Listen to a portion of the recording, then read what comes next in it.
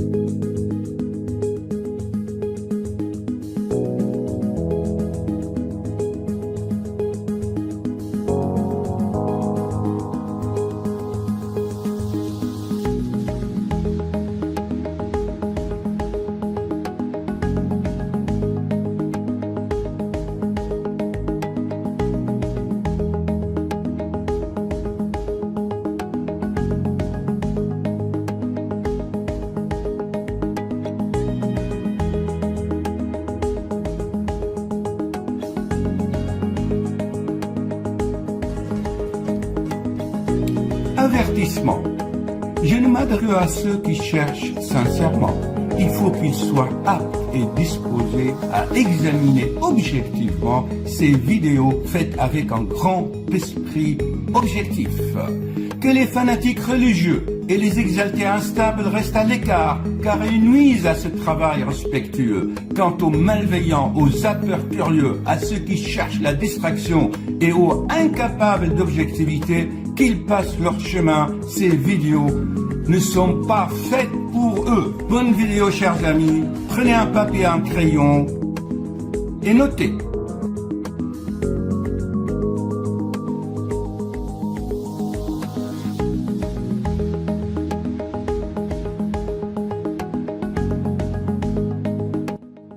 Nous vivons un choc existentiel. Notre façon de voir le monde a volé en éclats quand on a compris qu'il pouvait exister des univers parallèles. Les découvertes récentes sur la taille de l'univers semblent indiquer qu'il ne faut pas s'arrêter à ce que l'on voit. Nous sommes comme des autruches qui ont la tête dans le sable. Ce n'est pas parce que nous ne voyons pas une chose qu'elle n'existe pas.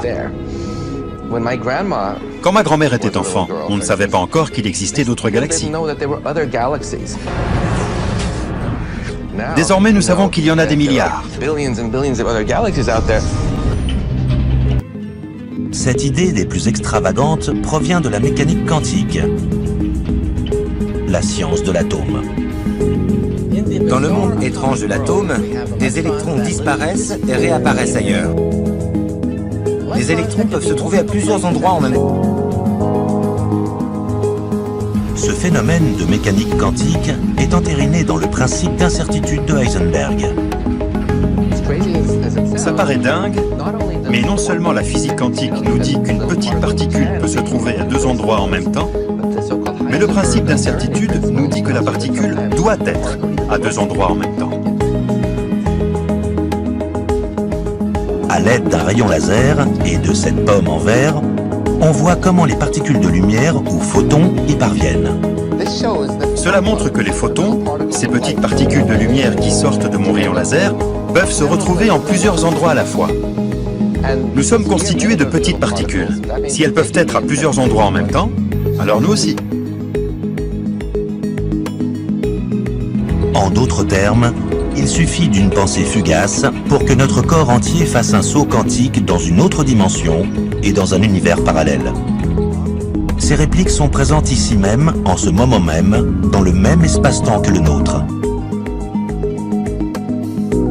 Ils sont dans une autre dimension, mais dans le même espace. C'est une histoire de fou. Il existe un nombre infini de ces dimensions. Ce qui est encore plus troublant, c'est que dans certains de ces mondes multiples, une minuscule différence quantique produite lors d'une pensée peut changer le monde entier.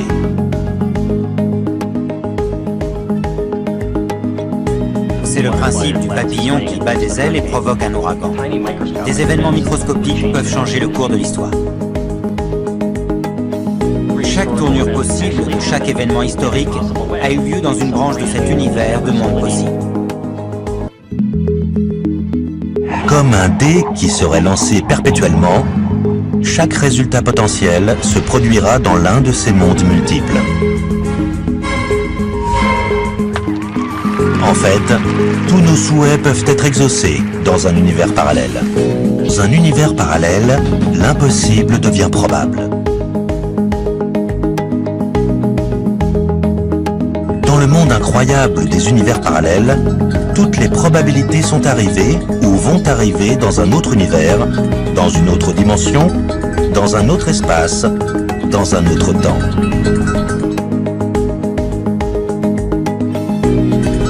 Les différences quantiques peuvent réécrire l'histoire, créer des univers multiples, chacun avec des issues différentes, où tout et son contraire sont possibles.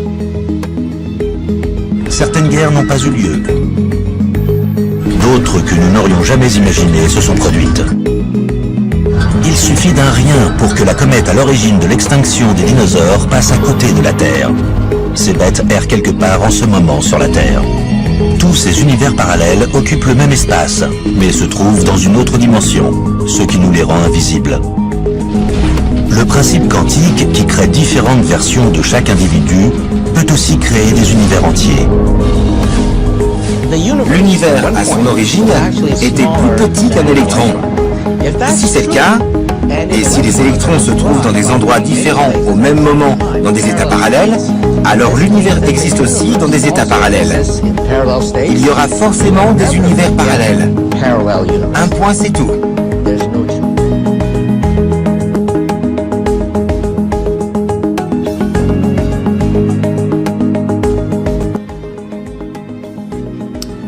Voilà, chers amis, j'espère que ça vous a plu.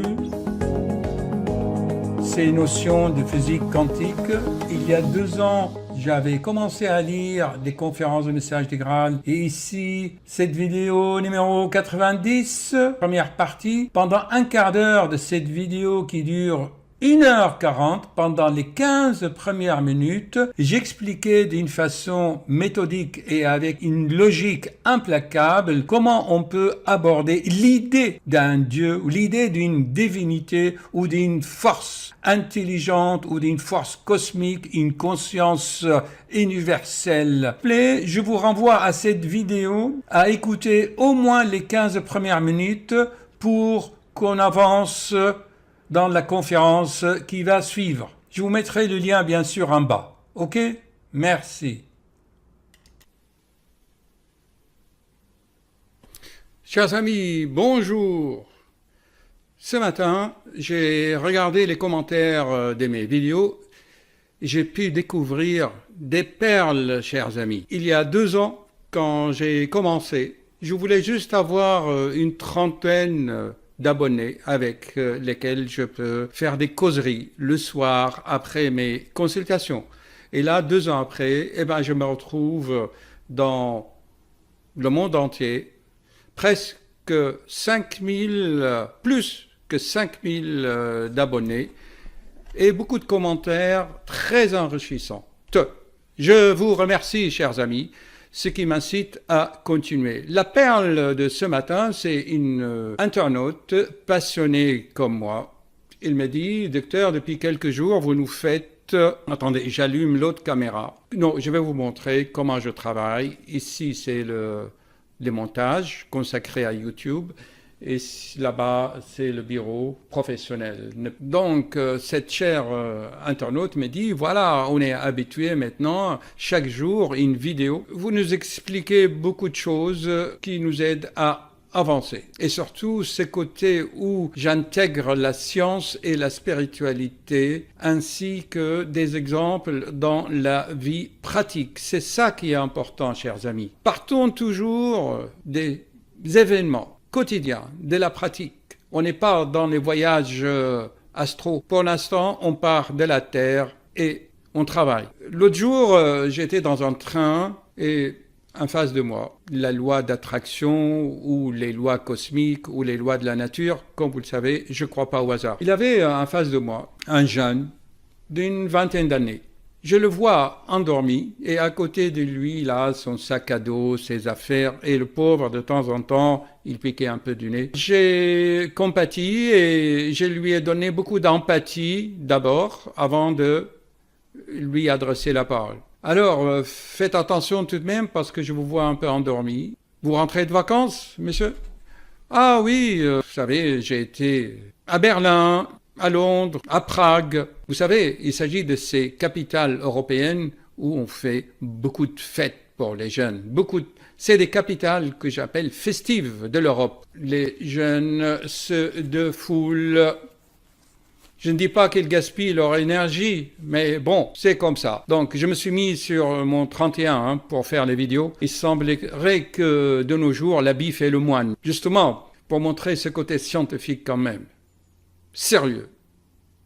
De nos jours, les gens attachent beaucoup de choses à l'apparence. Au fond de moi-même, je sais qui je suis, je n'ai pas besoin de tout cela, mais que voulez-vous? Les gens jugent. Je disais donc, je voyais ce jeune dans le train, et comme vous le savez, je pose toujours cette question, « Ah, qu'est-ce que vous faites de beau dans la vie ?» Il m'a dit, « Voilà, je suis étudiant en Polytechnique. » Ah, intéressant. « Et que voulez-vous faire de ces diplômes plus tard ?»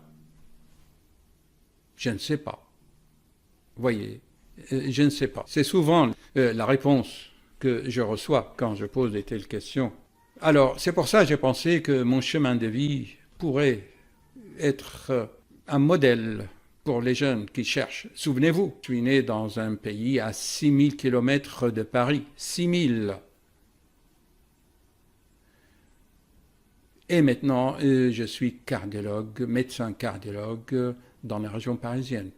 Peut-être ce modèle pourrait aider pour nos jeunes qui vous disent « Ah bon, il y a le chômage partout, ah tout est saturé », donc ils ont des croyances limitantes et c'est une catastrophe. On ne leur a pas appris comment penser autrement. Ça veut dire ils n'ont pas installé des applications dans leur cerveau qui leur ouvrent des perspectives extraordinaires. Pas tous, hein, il y a quand même, j'ai remarqué, au moins 1 sur 10, je dirais pas 2 ou 3 sur 10, mais souvent c'est moins que la moitié, je dirais un tiers.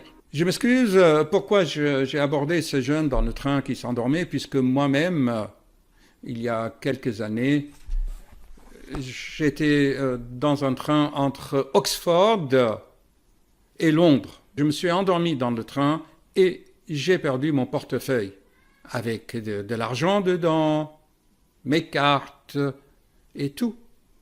Heureusement, le passeport, je le mets toujours à côté. Je ne mélange jamais, quand je voyage, mes documents dans la même poche. Ça, c'est un conseil pour les jeunes. Ne mettez jamais vos documents, votre argent, tout ça dans le même sac. Vous allez me dire, c'est la loi d'affinité ou la loi d'échange ou de réciprocité, toutes ces lois que j'explique. Je vous assure, chers amis, une semaine après, je retrouve mon portefeuille avec l'argent, la carte bleue, mes documents dans ma boîte aux lettres. Ils avaient juste prélevé les 5 € pour me l'envoyer en recommandé. Comment vous expliquer ça? À méditer, plutôt à contempler, je dirais. Vous allez me dire, oui, c'est le hasard. Ok, une fois c'est le hasard, 2 fois c'est une coïncidence, mais quand ça se répète, ce sont des lois. Je suis désolé. Regardez par exemple, je donne toujours mon cas. Mon chemin de vie, c'est intéressant pour les jeunes. Je venais d'avoir mes diplômes de cardiologue, je faisais des gardes de réanimation, cardiologue réanimateur dans un hôpital parisien. Je dormais à l'internat de l'hôpital. Et puis, je me suis dit, bon, c'est l'été, qu'est-ce que je dois faire? Pas de cabinet, ni rien. Bon, à l'époque, il n'y avait pas de mail. J'avais envoyé des CV un peu partout en Europe. Et puis, un beau matin, je reçois un coup de fil. Ah bon, vous êtes libre? Dans notre clinique, on a besoin d'un cardiologue réanimateur, mais je l'avais déjà dit, 20 heures par jour, vous ne reposez que 4 heures. Eh bien, j'ai pris l'avion et je suis parti. Et là, on m'a donné un logement dans une villa superbe, nourrie, logée, blanchie. Mais je travaillais. Ça, ce n'est pas de hasard non plus. Je reviens donc à notre sujet. Je me suis dit, ok, maintenant, j'ai plus de temps, après 40 ans de carrière. Je vais vous offrir une matinée ou un fin d'après-midi à l'heure du thé pour faire des vidéos intéressantes, parfois même en soirée, après les consultations. Si vous regardez bien mes vidéos, vous allez voir que le chemin de vie a été guidé, je dirais entre des guillemets, magnétiquement. Les religions appellent ça spirituellement. Personnellement, il y a quand même des événements qui ont marqué ma vie. Dès l'âge, je vous le dis toujours, de 12-13 ans, j'ai regardé chez nous, là-bas, des peuplums, des films peuplums. Et ils vont vraiment marquer. C'était la mythologie grecque sur Hercule, sur Zeus, grande bataille de l'histoire. Et il y a un film qui m'avait beaucoup marqué, les 10 commandements. Chers amis, je vous le recommande, ce film Peuplum. C'est l'histoire. Je pense qu'il reflète bien assez le temps.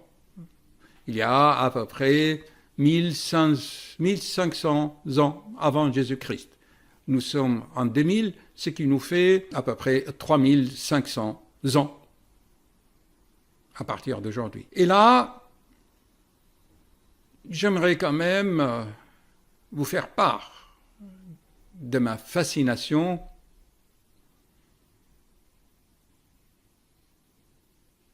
et de mon émerveillement.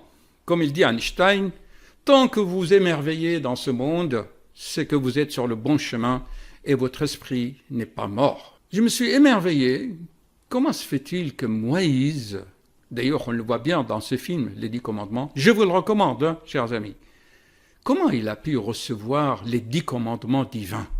C'est incroyable tout de même. Comment un Dieu invisible peut parler à un homme et lui grave dans la pierre des commandements pour un peuple? Pourquoi tout ça? On se pose la question. C'est sûr que dès l'âge de 3 ans, on m'avait imposé le catéchisme. Là, je fais allusion à une amie, elle se reconnaîtra. Quand elle avait 8 ans, elle fuyait, elle échappait, elle séchait les cours de catéchisme. Et maintenant, je lui ai dit, bien sûr, si tu jugeais dès l'âge de 8 ans que c'était des âneries de parler d'un divin ou d'un Dieu, c'est que dans d'autres incarnations, tu as dû avoir beaucoup de sagesse pour juger les âneries des grands alors que tu avais que 8 ans. Et cette amie, elle était émerveillée dans sa campagne de Loir-et-Cher. Elle était émerveillée dans le poulailler de ses parents, comment les poules faisaient des œufs.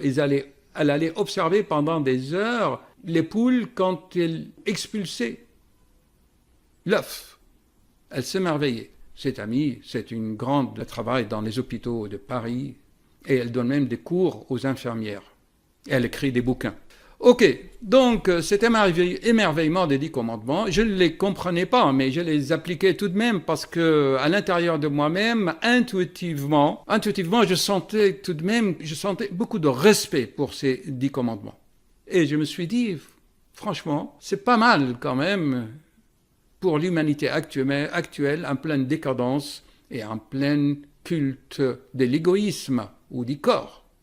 Le corps, ça va de soi avec l'égoïsme, avec l'ego. Jusqu'au jour où j'ai compris la valeur profonde et par des explications, j'ai compris les 10 commandements et le Notre Père, et ainsi que la plupart des livres saints, comme le Torah et surtout le Coran, qui synthétisent beaucoup de choses et qui donnent vraiment des perles de connaissances si on ne les approfondit pas. Quand il est écrit que l'être humain est ce qu'il pense et que les pensées forment sa tapis de vie, son chemin de vie, tout de même, c'est quand même un grand trésor. Malheureusement, je ne parle pas des guerres de religion, on en a pour des heures et des vidéos entières, c'est que même les pays européens sont dégoûtés par les guerres de religion. Rien de parler de la guerre de 100 ans.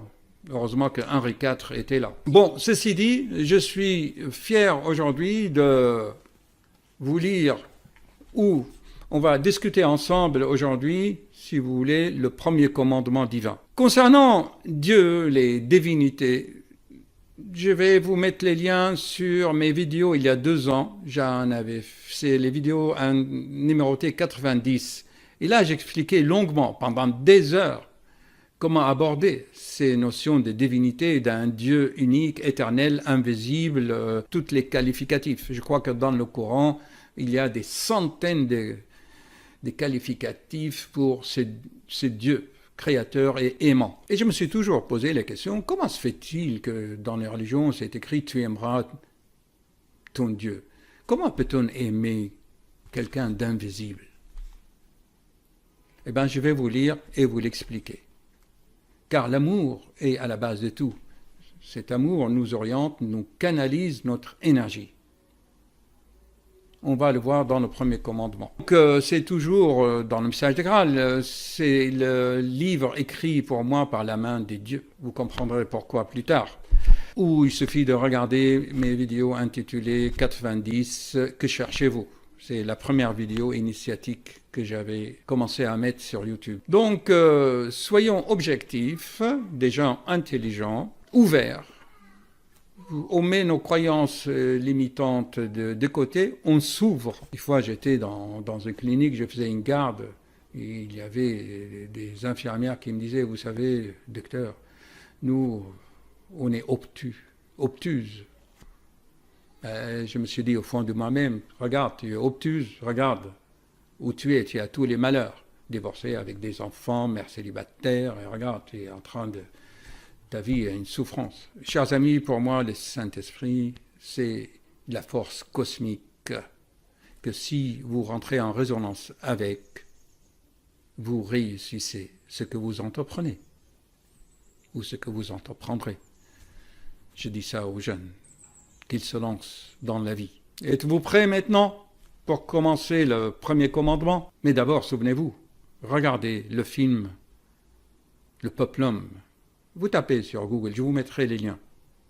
Super film, vraiment. J'espère qu'il vous marquera. Premier commandement, expliquer et analyser intelligemment, scientifiquement, par le message de Graal. Respect.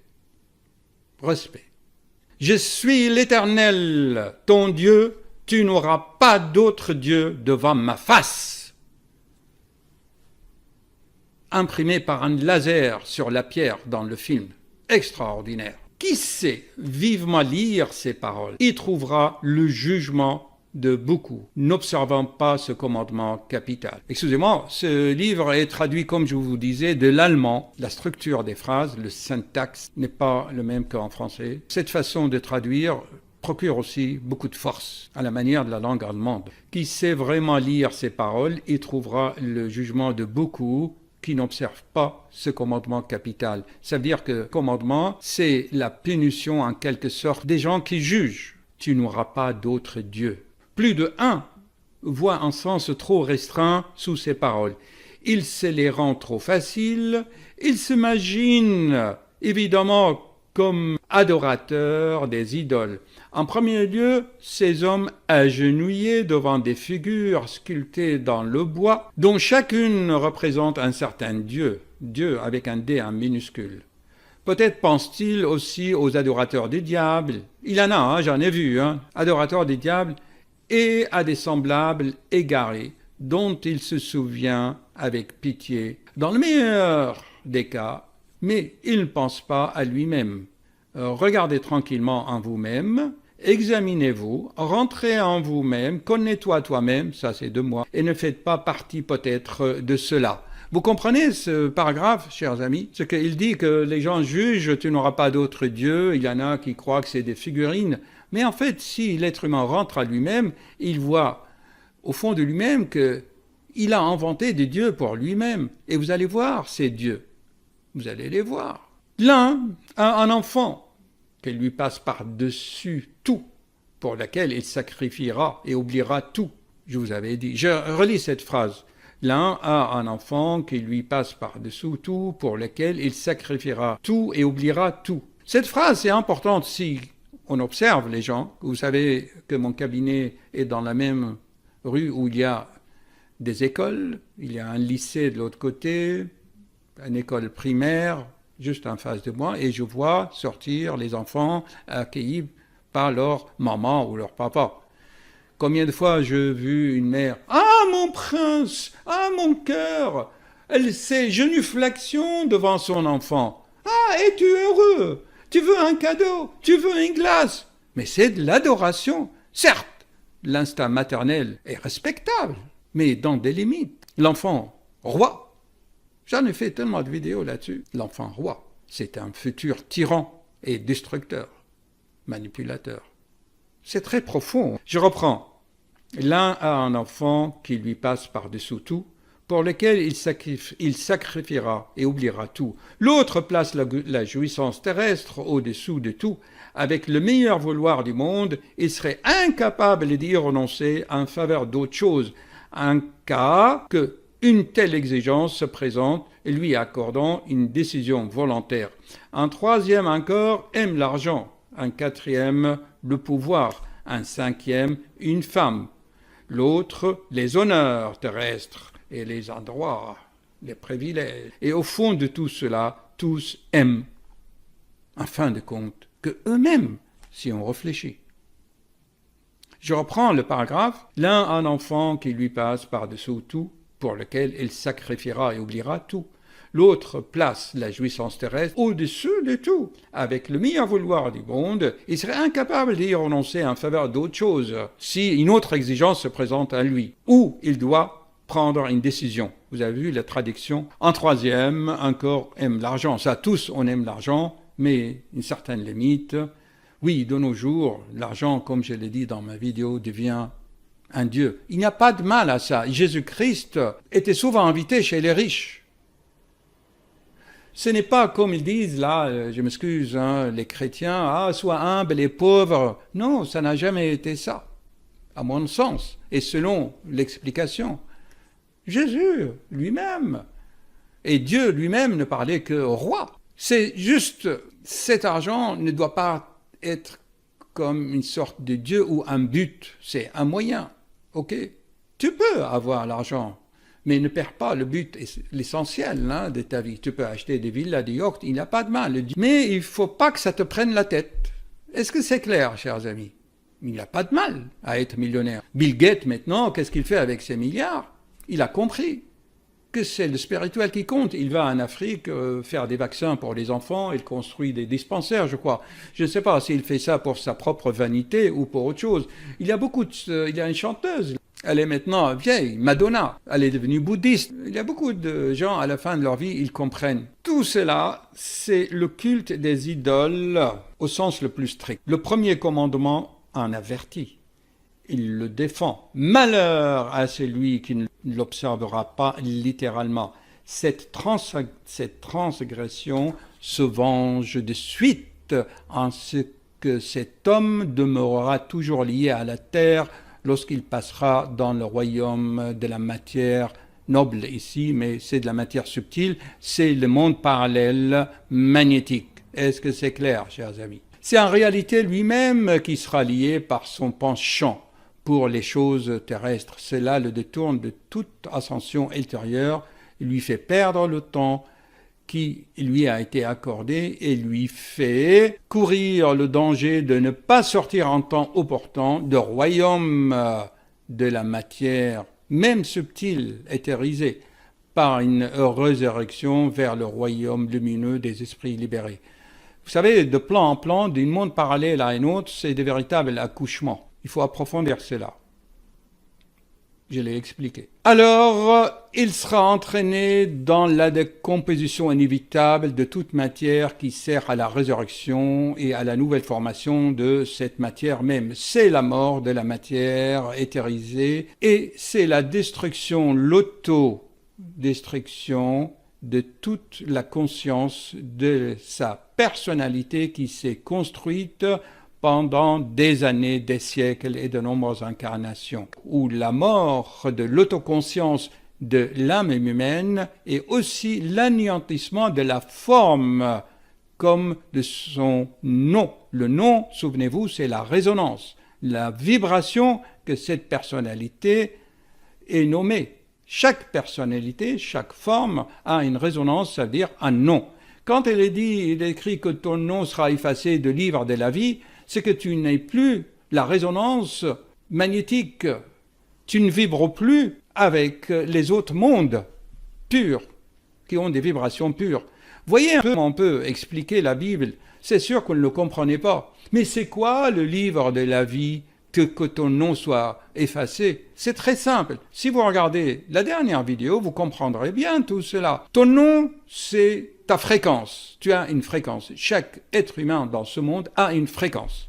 Et cette fréquence doit vibrer avec d'autres fréquences dans d'autres mondes. Eh bien, là, il explique que tu seras détruit. Effectivement, la destruction, c'est quoi? L'enfer, c'est que quand notre système solaire, c'est écrit, de toute façon, le Soleil a 5 milliards d'années de vie. On va rentrer dans l'entonnoir d'un trou noir.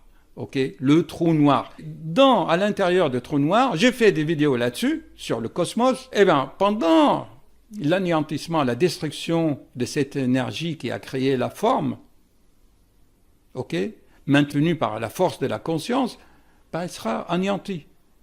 Et le temps n'est pas le même au fond d'un trou noir que maintenant. C'est pour ça, il dit, l'enfer, ça dure l'éternité. Mais ça ne dure pas l'éternité si tu regardes le trou noir de l'extérieur. Mais quand tu es dans le trou noir, ben pour toi, c'est l'éternité. C'est très bien expliqué dans le message du Graal. Ça rend intelligent quand même.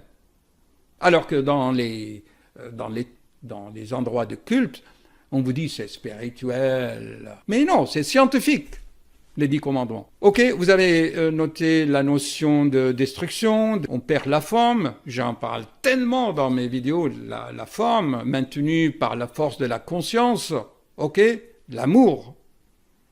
C'est l'amour. Einstein a dit, la plus grande force, la loi ou la force qui unifie tout, c'est finalement l'amour. Il faut approfondir. Pour moi, je pense Einstein était l'être humain envoyé divin, je pense, qui a tout compris. L'humanité doit être fière d'avoir engendré de tels génies. Lui-même s'inspirait de Tesla et de Dieu lui-même, de sa femme qui était mathématicienne. Donc il y a tout un environnement. Bon, je continue, sinon je peux vous parler pendant des heures sur les commandements et leur compréhension scientifique. Vibratoire. On continue les paragraphes. Donc lié à la Terre, c'est quoi? C'est que magnétiquement, si tu as des penchants vers les jouissances terrestres, ces jouissances, c'est une énergie qui va te lier plutôt à la matière dense. Et tu seras donc broyé dans le trou noir. Par contre, hier j'ai parlé de voyage astral, si tu réussis à t'extraire de cette matière en apprenant le voyage astral, tu le fais consciemment toi-même, tu peux comprendre les choses. Mais il y en a qui l'ont fait, chers amis. Je ne parle pas dans l'air, hein. Carl Jung. Et de nos jours, je le répète, il y a des centaines de personnes dans le monde qui font leur voyage astral tranquillement et cela leur procure beaucoup de bonheur et d'intelligence, de compréhension. J'en ai cité tellement. C'est ça. Il y a 3500 ans, ce que Dieu a gravé dans les tables de la loi, c'était ça. Il y a aussi un autre film qui me vient à l'esprit, c'est l'aventure d'Indiana Jones et l'Arche perdue, je crois. C'est un excellent film qui contient aussi des vérités scientifiques. Parce que dans la boîte, dans l'Arche, quand il a été ouvert dans une île, dans le film, près de l'île de Malte ou de Crète, je crois, il y avait dedans que de sable. Symboliquement, cela veut dire des vibrations. Et c'est emporté par le vent. Et ces vibrations, ils ont englouti et brûlé tous les soldats allemands qui étaient autour. C'est un bon film. Je pense que ces films doivent être regardés. Ça n'a rien à voir avec des thrillers ou de l'amusement. Ces films sont basés sur des grandes vérités scientifiques qu'il faut respecter. On continue. C'est de cette terrible éventualité que l'observation du commandement doit être protégée. Il est le commandement capital étant le plus nécessaire à l'homme actuellement. Ce dernier, il est inclin, hélas, trop facilement à se livrer à un penchant quelconque duquel il devient finalement l'esclave. Ce qui laisse devenir un penchant devient aussi un veau d'or qu'il érige à la place suprême comme une idole ou un faux dieu à côté de son Dieu avec des majuscules, si ce n'est pas au-dessus de Dieu créateur. Il y en a, hélas, que trop de ces penchements que l'homme s'est créé et se les appropriant volontiers en toute insouciance. Le penchant et la prédilection pour quelque chose de terrestre, comme je l'ai déjà indiqué. Il y a naturellement encore beaucoup plus. Quiconque se livre à un penchant reste collé, scotché à la matière physique dense. Et il ne pourra pas, pour son évolution ultérieure, lorsqu'il arrive dans l'au-delà, dans l'autre monde parallèle magnétique, il ne peut s'en délivrer, il reste attiré comme un clou à un aimant puissant. Il est entravé, c'est moi qui ajoute des commentaires, il est entravé, retenu, on peut aussi nommer cela une malédiction dont il demeure chargé. Le fait reste le même, qu'importe le verbe qu'on applique à son expression. Vous lisez ça, si vous voulez, vous-même. Je reprends, si vous voulez. Donc, le penchant, c'est une force magnétique qui vous colle à la matière physique. Et quand notre galaxie, ou si vous voulez, ou notre soleil finira, ça c'est sûr, les scientifiques sont sûrs, dans 5 milliards d'années. De toute façon, les prophéties et les lois, c'est des milliers d'années. Mais 1000 ans, c'est comme un jour. Au regard de la puissance créatrice, 1000 ans, c'est rien. 10 000 ans, c'est rien. C'est des secondes. Est-ce que vous comprenez tout cela, chers amis? La puissance de la parole. Alors maintenant, il y en a qui vont lire la Bible et le reciter par cœur. Moi, j'en connais des gens qui connaissent la Bible par cœur. Et après, quand ils seront morts, regarde Dieu, on a la Bible, tu dois nous sauver. Mais ils n'ont rien compris. Ils ne mettent pas en pratique la résonance vibratoire. Avoir le cœur pur, comme il dit Saint-Texte, tu as des vibrations à certaines fréquences qui sont purs, qui ne sont pas des parasites. C'est pour ça, dans la dernière vidéo, je parle de son des champs magnétiques. Vous savez, dans les vidéos que j'édite sur YouTube, ça a l'air comme ça, ils sont regardés quelques centaines de fois pour les... Ce n'est pas des divertissements, ça exige une réflexion profonde. D'ailleurs, je n'offre ce travail de mes vidéos à des gens vraiment intelligents qui ont une quête vers la connaissance. Ils veulent savoir. Et le savoir, c'est le pouvoir, s'il est mis en pratique. S'il place un Dieu, le seul, l'éternel, au-dessus de tout cela, non seulement en image ou en parole, mais dans l'intuition, donc en vérité et sincérité.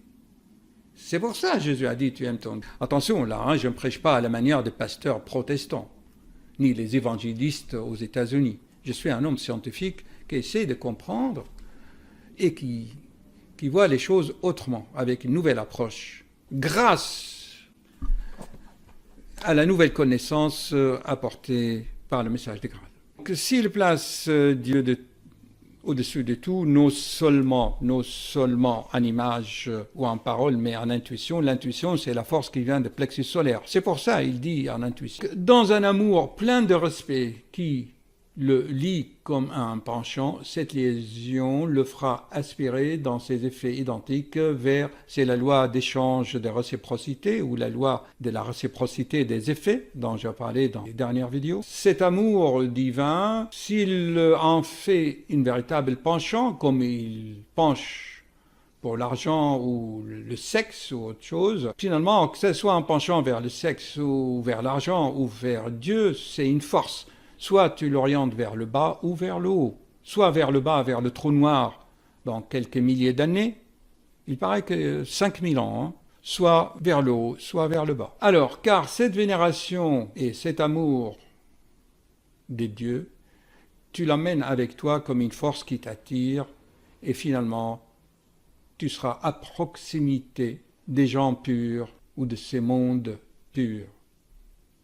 Il appelle ça dans la création primitive, c'est-à-dire les premiers mondes créés immédiatement après le Big Bang. Parce que notre monde, lui, il est plus dense. Ça, c'est mes explications. Ainsi, prenez garde d'observer sévèrement ce commandement qui est à la base de tout.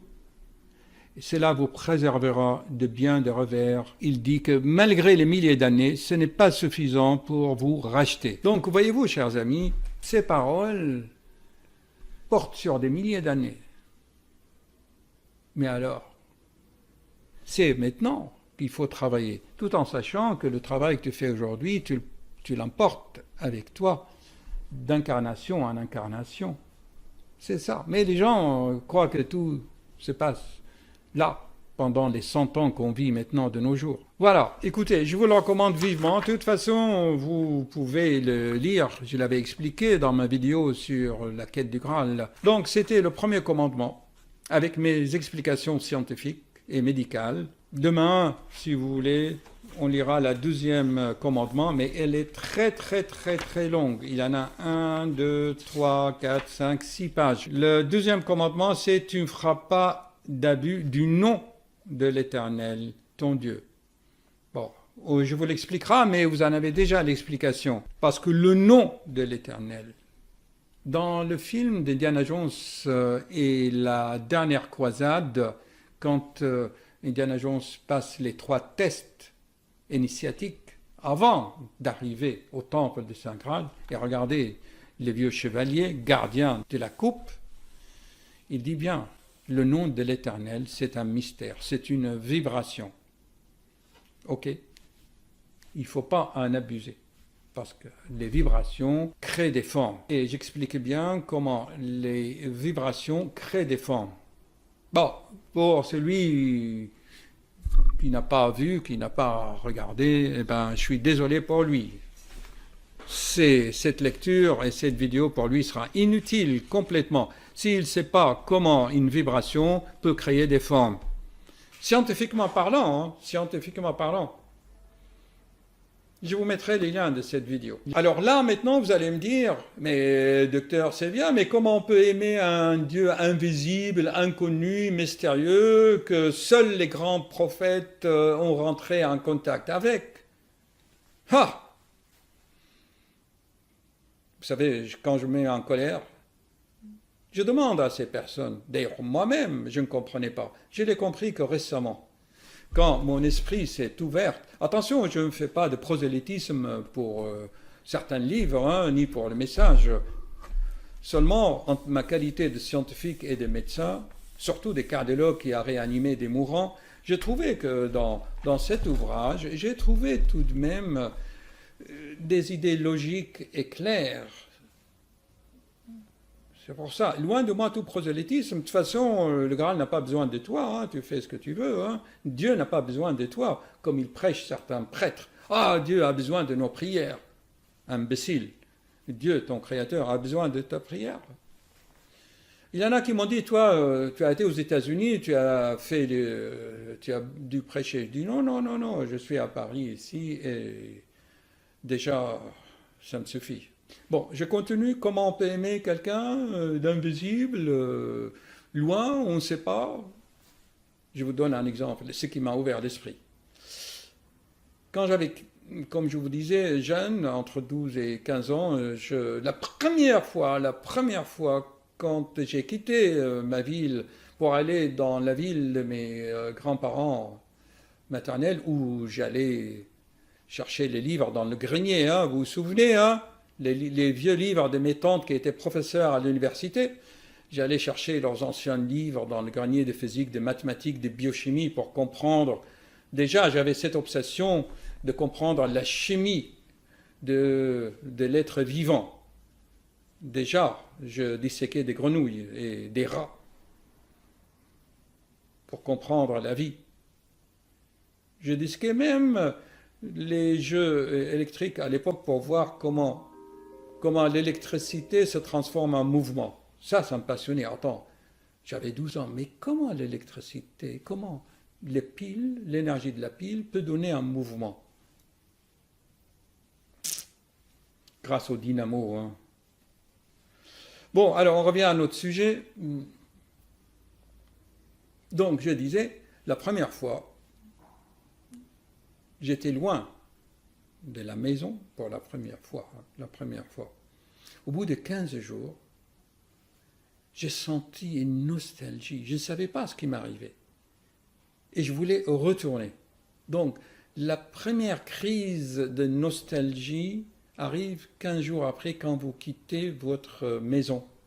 Si vous n'êtes pas hypnotisé par les vacances et les jouissances de vacances, si vous êtes tranquille, vous avez ce sentiment profond, une sorte de mélancolie, mais pas triste.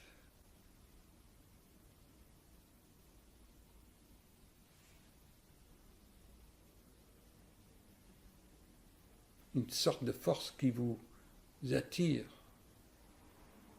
à votre maison de naissance, l'endroit où vous êtes né. J'espère que mon micro enregistre, je vais le prendre en face de moi. Mais effectivement, ça va perturber le niveau du son. Restons comme ça. Je disais, c'est la première crise de nostalgie.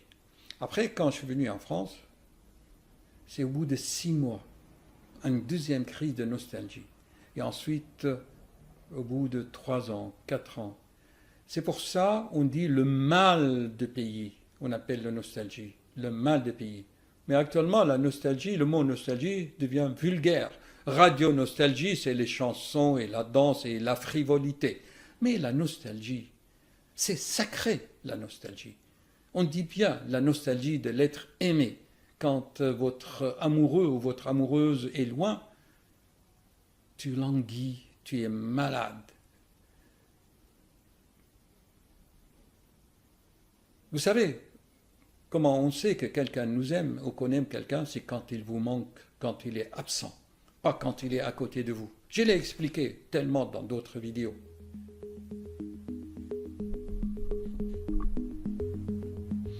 Donc, l'amour de Dieu, pour moi, à ma qualité de scientifique et de chercheur, c'est une nostalgie vers Dieu. Tu ne peux jamais voir Dieu. Seuls tes prophètes l'ont vu. On rentrait en communication avec lui. Avec tous mes respects pour le prophète Mohammed, pour Moïse, pour tous les prophètes de la Bible. Tout. Même de nos jours, il y a des médiums, des gens vraiment là. J'en parle souvent, Patricia Dar et Angie Vaudan. Tellement des gens de nos jours, parce que notre planète est rentrée dans des résonances vibratoires, que toi-même, tout le monde, moi-même, pourquoi j'en parle de tout ça si je n'avais pas vécu des expériences très fortes, très très fortes, chers amis. Sinon, j'en parlerai pas. Pourquoi? Je me fatiguerai. Je dois témoigner. Si mon témoignage peut aider et convaincre et ouvrir l'esprit de certains, d'une seule personne, ça me suffit. Une personne sur 5000 abonnés. D'ailleurs, dans les commentaires, il y en a qui disent, là, d'autres commentaires que j'ai reçus hier, le docteur, grâce à vous, je suis guéri. Vous vous rendez compte? Vous vous rendez compte? À des milliers de kilomètres, vous recevez un commentaire. Docteur, je ne comprenais pas ce qui m'arrivait. J'avais des attaques de panique. Mais grâce à vos explications, logiques, méthodiques, scientifiques, j'ai compris. Je me suis soigné autrement et je vais bien maintenant. Voilà, chers amis, ma récompense. Donc aujourd'hui, c'était le premier commandement de votre Dieu, expliqué scientifiquement par le cardiologue qui a du cœur. Le deuxième commandement, c'est à propos de ne pas abuser du nom de l'Éternel. Déjà, vous avez la réponse dans mes explications, parce que le nom, c'est une vibration électromagnétique qui forme, qui crée, ok? C'est sacré, c'est une vibration spéciale. Bon, je vais réfléchir si je peux vous résumer le deuxième commandement, parce que pour la lire, on verra. Bon, chers amis, bonne journée. À bientôt. Si vous le voulez bien. Allez, un sourire. Parce que le sourire, c'est l'âme. J'ai fait une vidéo sur le sourire qui vient de l'âme et le sourire qui vient du mental. Ça s'appelle le sourire de Duchesne de Bologne, un grand neurologue français du siècle dernier, même avant. Ok. Si vous regardez toutes mes vidéos, la différence entre le sourire qui vient du cœur et le sourire superficiel qui vient du mental.